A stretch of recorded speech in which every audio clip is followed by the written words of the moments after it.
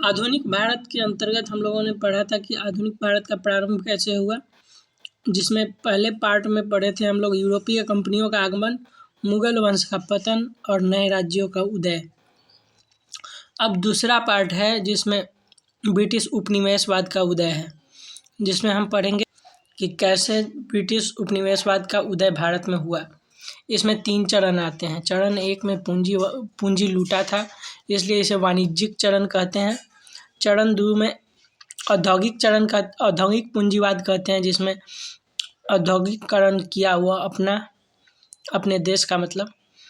और तीसरा चरण में धन का निष्कासन या धन लूटने की, उसके बाद निवेश किया, वहाँ से जो औद्योगिकरण से उन्हें धन की आपूर्ति हुई उसका उन्होंने निवेश किया, इसलिए इसे वित्तीय पूंजीवाद तीसरा चरण को कहते हैं।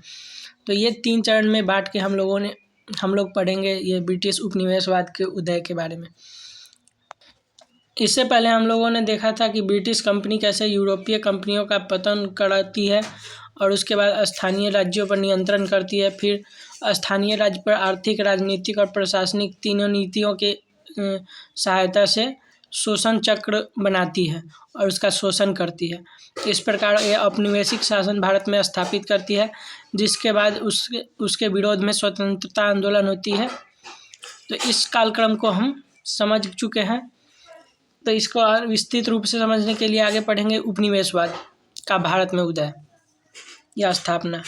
तो उपनिवेशवाद क्या है? तो किसी देश द्वारा दूसरे देश पर आर्थिक उद्देश्य से नियंत्रण स्थापित करना तथा उस देश के राजनीतिक, प्रशासनिक और सामाजिक सांस्कृतिक ढांचों में परिवर्तन स्थापित करना, ये है उपनिवेशवाद। ब्रिटेन में परिवर्तन हो गया था, जागरूकता आ गई थी और उसके कारण आर्थिक क्षेत्र में परिवर्तन हुआ भारत में। मतलब ब्रिटेन में जिस प्रकार का परिवर्तन आया, जैसे वहाँ जब औद्योगिकरण हुआ तो वहाँ माल की आपूर्ति की आवश्यकता थी, तो उस अनुसार भारत को एक माल के आपूर्ति क्षेत्र के रूप में देखा गया, स्रोत के रूप में, और उस हिसाब से उसका शोषण किया गया। मतलब जैसा वहाँ पे ज़रूरत थी ब्रिटेन में, उस अनुसार भारत के आर्थिक नीति, राजनीतिक नीति और प्रशासनिक नीति को परिवर्तित करके इसका आर्थिक शोषण किया गया। राजनीतिक क्षेत्र में परिवर्तन किया गया, प्रशासनिक क्षेत्र में परिवर्तन किया गया, और तीनों तीव्र हुए। लेकिन सांस्कृतिक क्षेत्र में तीव्र परिवर्तन नहीं किया गया, क्योंकि उससे उनको ज़्यादा आर्थिक लाभ नहीं होना था, इसलिए इस पर उतना ध्यान नहीं दिया गया। पहला उपनिवेशवाद क्या है? तो ब्रिटिश की परिस्थितियों के अनुसार भारत में परिवर्तन किया जाता था। रजनी पामदत्त के 3 चरणों में इसे विभाजित किया है। प्रथम चरण 1757 से लेकर 1813 अर्थात चार्टर एक्ट तक पूंजीवादी चरण या वाणिज्यिक पूंजीवाद कहा था, जिसमें उन्होंने पैसा बनाने का स्रोत मात्र अपनाया था। और द्वितीय चरण यानी 1813 से 1858 तक इसको औद्योगिक पूंजीवाद कहते थे, जिसमें उन्होंने अपने फैक्ट्रियाँ स्थापित की। और तृतीय चरण और फैक्ट्रियों का विस्तार किया। तृतीय चरण में 1858 से 1947 तक, जिसमें पूंजी निवेश किया, और इसलिए इसे वित्तीय पूंजीवाद कहते हैं, जिसमें निवेश किया। तो ये 3 चरण हैं, इनको एक एक करके देखते हैं। पहले वाणिज्यिक पूंजीवाद या प्रथम चरण, ये 1757 अर्थात प्लासी के युद्ध से लेके 1813 यानी चार्टर एक्ट तक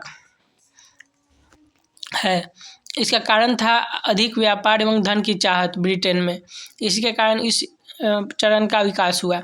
आर्थिक नीति, धन प्राप्ति के लिए लूट, उपहार, व्यापार, लगान, इन सब का सहारा लिया गया। राजनीतिक नीति अर्थात विजित प्रदेशों पर सुरक्षित रखने के लिए एवं युद्ध के बिना उन पर नियंत्रण स्थापित करने के लिए सहायक संधि, द्वैध शासन, घेरे की नीति जैसे कूटनीति का उपयोग करना, इसे राजनीतिक मतलब नीति कहते थे, जिससे उन्होंने बिना किसी राज्य पर आक्रमण किए, मतलब लास्ट में आक्रमण करते थे ज़रूरत पड़ने पर। ऐसे वे चाहते थे कि इन्हीं नीतियों द्वारा उन्हें अपने में विलय कर लिया जाए या मिला लिया जाए। फिर तीसरा है प्रशासनिक नीति, जिसमें भू बंदोबस्त प्रणाली, अस्थायी बंदोबस्त जिसको कहते हैं, regulating act, Pitt's India act, police, न्यायालय आदि की स्थापना, ये सभी प्रथम चरण के वे कारक है जिसके द्वारा वे भारत का शोषण करते हैं धन के स्रोत के रूप में। सामाजिक सांस्कृतिक नीतियाँ बहुत कम थी इस क्षेत्र में, ब्रिटेन द्वारा विशेष रुचि नहीं ली गई। प्रथम चरण में होने वाले बंगाल के गवर्नर और बंगाल के गवर्नर जनरल, जो कि 1757 से लेकर 1813 तक बने थे, उनको हम लोगों ने लिखा है, इसको अच्छा से एक बार देख लेते हैं। रॉबर्ट क्लाइव पहला गवर्नर था जो कि प्लासी का युद्ध लड़ा था उसके काल में। उसके बाद हॉलवेल आता है, उसके बाद हेनरी वेंसिटार्ट आता है जिसके काल में बक्सर का युद्ध होता है। उसके बाद रॉबर्ट क्लाइव आता है जिसके काल में इलाहाबाद की संधि और द्वैत शासन की स्थापना होती है। उसके बाद हैरी वेडेलस्ट आता है, उसके बाद जॉन कार्टियर आता है, उसके बाद वारेन हेस्टिंग आता है। वारेन हेस्टिंग में काल में द्वैत शासन का समापन होता है और घेरे की नीति अपनाई जाती है। फिर गवर्नर जनरल आता है जिसमें पहला गवर्नर जनरल वारेन हेस्टिंग को बनाया जाता है। उसका लॉर्ड कॉर्नवालिस आता है जो पुलिस व्यवस्था, सिविल सेवा, स्थायी बंदोबस्त आदि को लागू करता है। उसके बाद जॉन शोर आता है। उसके बाद वेलेजली आता है, वेलेजली सहायक संधि के जन्मदाता के रूप में आता है। उसके बाद कॉर्नवालिस आता है, उसके बाद दोबारा मतलब आता है कॉर्नवालिस। उसके बाद द लॉर्ड मिंटो आता है जो कि शांति की नीति का अनुसरण करता है और कम मतलब बदलाव करता है। प्रथम चरण का पहला पार्ट राजनीतिक घटनाक्रम में आते हैं, जिसमें प्रथम चरण में 1718 से 1813 ईस्वी तक राजनीतिक घटनाक्रम में दो नीतियाँ अपनाई गई। एक शांति की नीति अपनाई गई जिससे साम्राज्य का सुदृढ़ीकरण किया गया। दूसरा युद्ध की नीति लास्ट मतलब स्टेज पे अपनाया जाता था जिसमें साम्राज्य विस्तार की नीति का अनुसरण किया जाता था। तो शांति की नीति में द्वैत शासन, घेरे की नीति, सहायक संधि को अपनाया जाता था।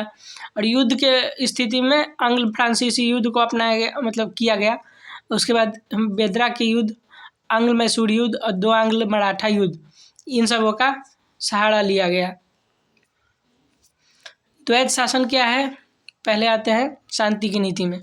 तो द्वैत शासन क्या है, तो द्वैत शासन 1765 में बंगाल के क्लाइव ने लगाया था, जो 1772 में वारेन हेस्टिंग द्वारा समाप्त कर दिया गया।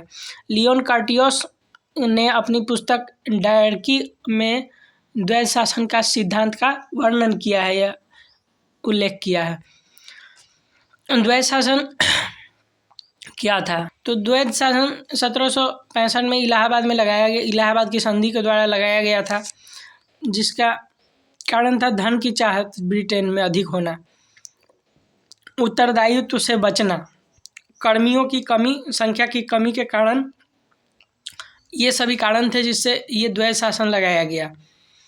द्वैत शासन की विशेषताएं क्या थी, तो शासन को दो भागों में बांट दिया जाता था, एक नवाब और दूसरा नवाब जो प्रशासनिक उत्तरदायित्व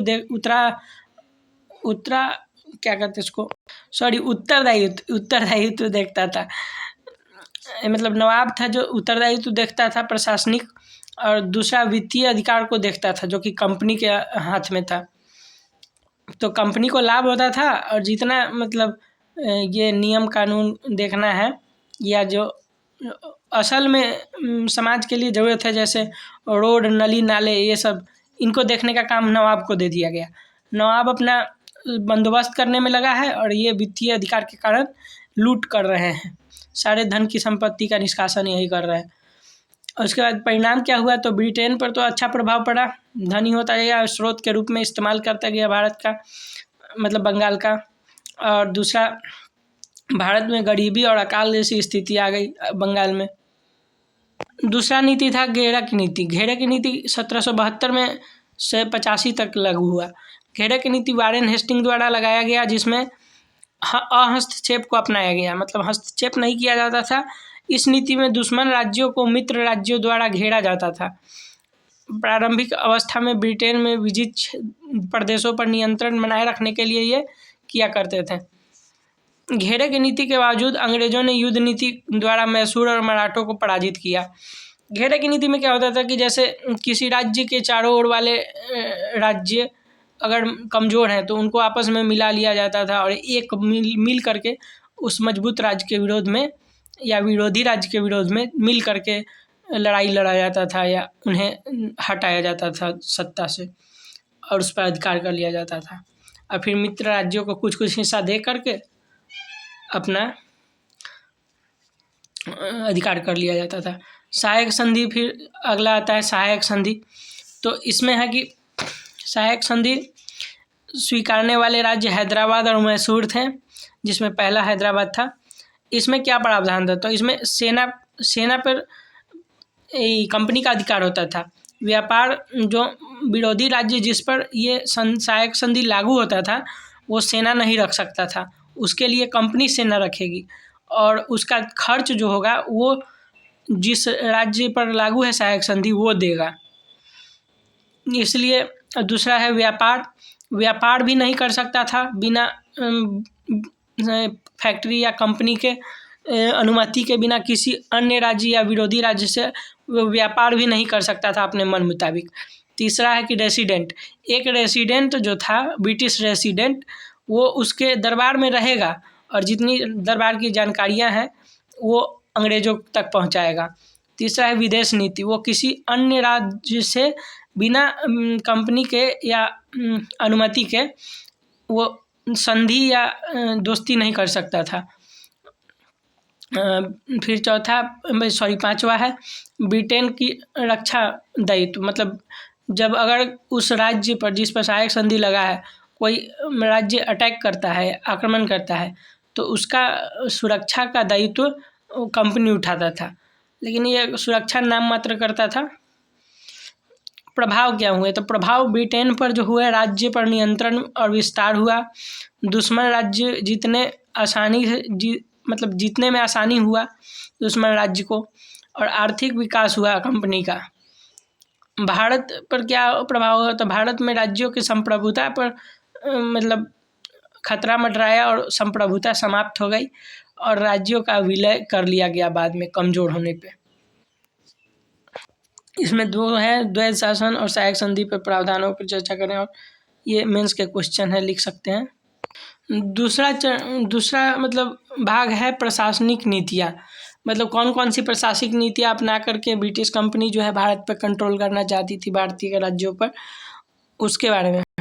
जैसे आर्थिक नीतियाँ, उपहार, ये सब हो गया। राजनीतिक नीतियाँ हो गई। अब प्रशासनिक नीति, भू बंदोबस्त, ये सब के बारे में पढ़ेंगे। इसमें है कि प्रशासनिक नीतियों के अंतर्गत पहले रेगुलेटिंग एक्ट लाया गया, उसके बाद संशोधित करके 1781 में फिर रेगुलेटिंग एक्ट को लागू किया गया। उसके बाद नहीं हुआ तो पिट्स इंडिया एक्ट लाया गया 1784 ईस्वी में। उसके बाद भू राजस्व व्यवस्था अपनाई गई। उसके बाद आर्थिक व्यवस्था को कुछ सुदृढ़ किया गया या अस्थायी बंदोबस्त की अपनाई गई नीति। उसके बाद न्यायालय और सिविल सेवा, पुलिस सेवा और सैन्य सेवा को लागू किया गया और उसको और मजबूत किया गया, जिससे कि उनकी शासन व्यवस्था या प्रशासन में सुधार हो, जिससे कि अकाल वगैरह ना हो और वो और अच्छे से नियंत्रण कर सके राज्यों पे, इसके लिए। तो रेगुलेटिंग एक्ट पहला पढ़ते हैं। रेगुलेटिंग एक्ट क्या था, तो लागू करने के क्या कारण थे? तो रेगुलेटिंग एक्ट लागू करने के कारण मुख्य निम्न थे, जैसे कि कंपनी पर संसदीय नियंत्रण स्थापित करना था। दूसरा, गवर्नर जनरल पर प्रभावी नियंत्रण, ताकि वो अपने मनमाना डिसीजन नहीं ले, निर्णय नहीं ले। उसके बाद कंपनी के आय को नियमित करना, भ्रष्टाचार पर अंकुश लगाना, ये मुख्य कारण थे। और मुख्य प्रावधान क्या थे? तो इस एक्ट के द्वारा बंगाल के गवर्नर को गवर्नर जनरल बनाया गया। बम्बई व मद्रास को गवर्नर को उसके अधीन रखा गया, यानी बंगाल के गवर्नर के अधीन बम्बई और मद्रास के गवर्नर को रखा गया। गवर्नर जनरल के परिषद में 4 सदस्य होते थे और एक गवर्नर मिला के 5 हो जाता था और बहुमत के हिसाब से निर्णय लिया जाता था। उसके बाद ब्रिटिश कर्मियों व अधिकारियों को गिफ्ट, निजी व्यापार आदि करने का प्रतिबंध लगा दिया गया, वे अपने निजी व्यापार या निजी गिफ्ट नहीं ले सकते थे, जिससे कि भ्रष्टाचार पर नियंत्रण हो सके। उसके बाद ब्रिटिश कंपनी को वार्षिक वित्तीय व सैन्य जानकारी संसद को देने के लिए बाध्य कर दिया गया, ताकि वो अपना आय व्यय और प्रॉफिट लॉस बता सके। कंपनी पर निगरानी और नियंत्रण के लिए कोर्ट ऑफ डायरेक्टर के 18 सदस्यों की जगह 24 सदस्य का स्थापना किया गया। इसमें 18 सदस्य ही था कंपनी की निगरानी के लिए कोर्ट ऑफ डायरेक्टर, जिसको अब 24 सदस्य का बना दिया गया। उसके बाद है भारत में न्यायालय का स्थापना किया गया और 1774 में कलकत्ता में सर्वोच्च न्यायालय की स्थापना की गई, जिसके पहले मुख्य न्यायाधीश सर एलिजा एम्पे थे।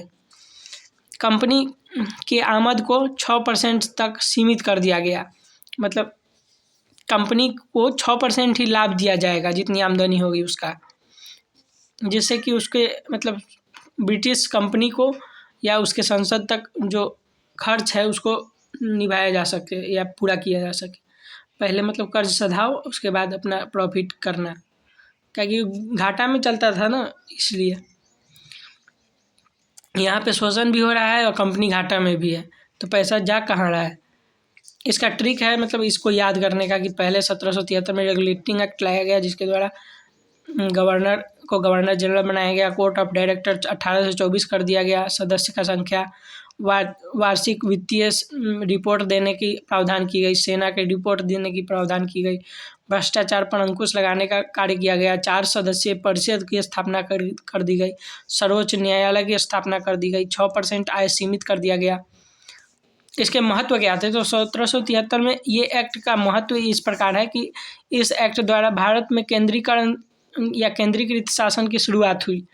इस एक्ट द्वारा बहुमत आधारित व्यवस्था की नींव रखी गई, वो 4 सदस्यीय को करने के कारण। भ्रष्टाचार पर अंकुश लगाने का प्रयास किया गया। न्यायालय व्यवस्था की शुरुआत की गई। कंपनी पर प्रभावी ब्रिटिश नियंत्रण स्थापित किया गया, जिससे व्यापारी कंपनी शासक कंपनी में परिवर्तित हो जाए। इसकी सीमाएं या कमियां क्या हैं? तो बहुमत आधारित व्यवस्था के कारण गवर्नर जनरल सही निर्णय नहीं ले पाता था अपने मन मुताबिक। भ्रष्टाचार पर प्रभावी नियंत्रण स्थापित नहीं हो पाया। न्यायालय व्यवस्था में अभी भी न्याय प्रक्रिया में व्यवस्था का मतलब उचित प्रयोग नहीं होता था। न्यायालय में न्याय व्यवस्था अच्छी नहीं थी। दूसरा है Pitt's India act 1784। Pitt's India act प्रधानमंत्री पिट्स के कारण इसका नाम रख दिया गया, मतलब जो ब्रिटिश प्रधानमंत्री थे उस समय पिट्स थे, इसलिए उसका नाम पिट्स इंडिया एक्ट रख दिया गया। इसका कारण क्या था? तो रेगुलेटिंग एक्ट के कमियों के संशोधन के सुधार करना इसका मुख्य कारण था। ब्रिटिश संसद द्वारा और प्रभावी नियंत्रण स्थापित करने के लिए इसे लाया गया। और इसके प्रावधान क्या थे? तो कोर्ट ऑफ डायरेक्टर के अतिरिक्त बोर्ड ऑफ कंट्रोल का गठन किया गया। इसके सदस्य संख्या 6 थी। गवर्नर जनरल की परिषद में सदस्यों की संख्या 4 से घटाकर 3 कर दी गई, जिससे कि 4 सदस्य हो गया। बंगाल के गवर्नर जनरल को मद्रास, बम्बई के गवर्नर जनरल के ऊपर वरीयता दी गई, मतलब इसको और मतलब ग्रेटर कर दिया गया, उच्च कर दिया गया बंगाल के गवर्नर का स्थान को। भू राजस्व नीतियाँ क्या थी? इसके बाद भू बंदोबस्त प्रणाली आती है, भू राजस्व नीति, जिसका प्रथम चरण का ये था कि ये लगान से संबंधित था, जिसमें रॉबर्ट क्लाइव आता है पहले। इसने नए परिवर्तन की जगह पूर्व से चले आ रही व्यवस्था को ही अपनाया। द्वैध शासन के अंतर्गत भारतीयों के माध्यम से कर या लगान वसूलना प्रारंभ किया। वारेन हेस्टिंग फिर आए, उसके बाद इसने पंचवर्षीय योजना, पंचशाला योजना लागू किया, जिसमें 5 वर्षों के लगान को निश्चित किया गया। इसमें पुनः 1 वर्षीय लगान वसूली प्रारंभ कर दी गई 1776 से। 5 वर्षीय लागू किया लेकिन कारगर नहीं रहा, इसलिए 1776 में फिर 1 वर्षीय लगान वसूली प्रारंभ कर दी गई। उसके बाद लॉर्ड कॉर्नवालिस आता है, जो कि जॉन शोर के माध्यम से भू लगान की व्यवस्था को मसौदा तैयार करता है, और इस मसौदा में भूमि व्यवस्था के जन्मदाता इसको लॉर्ड कॉर्नवालिस को कहते हैं। इसमें 1790 में 10 साला पद्धति को लागू किया जाता है, जिसमें 10 वर्ष के लिए वार्षिक लगान निश्चित कर दिया जाता था। 1793 में कॉर्नवालिस ने इस व्यवस्था को अस्थायी कर दिया गया, जिसे अस्थायी बंदोबस्त कहा जाने लगा। अस्थायी बंदोबस्त क्या था? तो अस्थायी बंदोबस्त के बारे में पढ़ते हैं। अस्थायी बंदोबस्त जमींदारी व्यवस्था या इस्तमरारी व्यवस्था कहते हैं। इसमें क्या था कि ये कॉर्नवालिस द्वारा स्थापित भू राजस्व व्यवस्था थी, जिसमें किसानों से जमींदारों के माध्यम से लगान या कर को वसूला जाता था। लगान इसके लागू करने के क्या कारण थे? लागू करने के कारण कंपनी एक निश्चित आय सुनिश्चित करना चाहती थी, इसीलिए इसको लागू किया गया। ब्रिटिश संसद द्वारा आय सुनिश्चित करने का दबाव कंपनी पर रहता था, इसलिए वो ब्रिटिश संसद के कारण ये अपना कंपनी का निश्चित आय सुनिश्चित करने के लिए इसे लागू किया। भारत में कंपनी कम संसाधन की सहायता से ही एक व्यवस्था स्थापित करना चाहती थी जिससे कि लगान अच्छी से वसूला जा सके। इसके मुख्य प्रावधान क्या थे? तो इसमें भूमि का मालिक जमींदार होता था। किसानों से लगान वसूली का दायित्व तो जमींदारों का था। जमींदार लगान का 10/11 अर्थात 89% भाग ब्रिटिश को देते थे या कंपनी को देते थे और 1/11 भाग यानी 11% भाग स्वयं रखते थे। किसानों द्वारा लगान नहीं देने की स्थिति में उनसे भूमि छीन कर नीलाम कर दिया जाता था या स्थानांतरित कर दिया जाता था दूसरे के हाथों में। जमींदार द्वारा भी यही था। जमींदार को निश्चित समय पर अगर राजस्व नहीं जमा करते थे तो उन्हें सूर्यास्त कानून की नीति के तहत जमींदारों को जमींदारी छीनकर नीलाम कर दी जाती थी। इस व्यवस्था के बिहार, बंगाल, उड़ीसा, झारखंड एवं पूर्वी उत्तर प्रदेश यानी जिसे अवध कहा जाता था, इसमें लागू किया गया। अस्थाई बंदोबस्त ब्रिटिश भारत के 19% भाग पर लागू था, जिसमें 30% महलवाड़ी था, 51% रैयतवाड़ी था, 19% अस्थाई बंदोबस्त था। तो ये कहाँ था? तो बिहार, बंगाल, उड़ीसा, झारखंड और पूर्वी उत्तर प्रदेश इन क्षेत्रों पर ये 19% भाग थे। कुल अंग्रेज़ों के जो संरक्षित भाग थे उसमें उनका 19% भाग था, इसलिए इसे अस्थाई बंदोबस्त का मतलब 19% भाग अस्थाई बंदोबस्त के अंतर्गत आता था अंग्रेज़ों के कुल क्षेत्र का। इसके क्या प्रभाव हुए? अस्थाई बंदोबस्त का क्या प्रभाव हुआ? तो ब्रिटेन पर अच्छा प्रभाव हुआ और भारत पर खराब प्रभाव हुआ। ब्रिटेन में क्या हुआ? तो ब्रिटेन के लिए एक निश्चित आय का माध्यम तैयार हुआ। आय बढ़ने से प्रशासन, सेना आदि मजबूत हुई। जमींदारों के रूप में ब्रिटेन को एक प्रभावशाली या विश्वासी सहयोगी मिला जमींदारों के रूप में। और भारत में धन का निष्कासन प्रारंभ हुआ। और भारत में क्या प्रभाव हुआ? तो किसानों पर लगान का बोझ बढ़ गया। किसानों की भूमि छीन ली गई जिससे उन्हें भूमिहीनता का सामना करना पड़ा, मतलब भूमिहीनता की समस्या बढ़ गई। कुछ जमींदारों से जमींदारी छीन ली गई जिससे नए जमींदार वर्ग का उदय हुआ। भारत पर ब्रिटिश शासन को मजबूती मिली, पर भारतीयों की स्थिति बहुत दयनीय हो गई। किसानों की स्थिति मतलब भारतीय किसानों की स्थिति, वे ऋण के बोझ तले दबते चले गए। तो हम लोगों ने वाणिज्यिक पूंजीवाद का जो प्रथम चरण था 1757 से 1813, उसके अंतर्गत हम लोगों ने राजनीतिक नीति को देख लिया, प्रशासनिक नीति को देख लिया। इसमें प्रशासनिक नीति में पुलिस, न्यायालय यह सब अभी बाकी है। और सामाजिक स्थिति में कुछ नए सुधार नहीं हुए, मतलब अधिक सुधार नहीं हुए। आर्थिक नीति देख ही लिया, इसमें लिखा हुआ है कि लूट, उपहार, व्यापार, लगान आदि का सहारा लिया। तो ये मुख्य प्रावधान किए गए जिससे वे भारत पर नियंत्रण स्थापित किए प्रथम चरण के दौरान, अर्थात वाणिज्यिक पूंजीवाद के दौरान, और धन का मतलब स्रोत बनाया भारत को।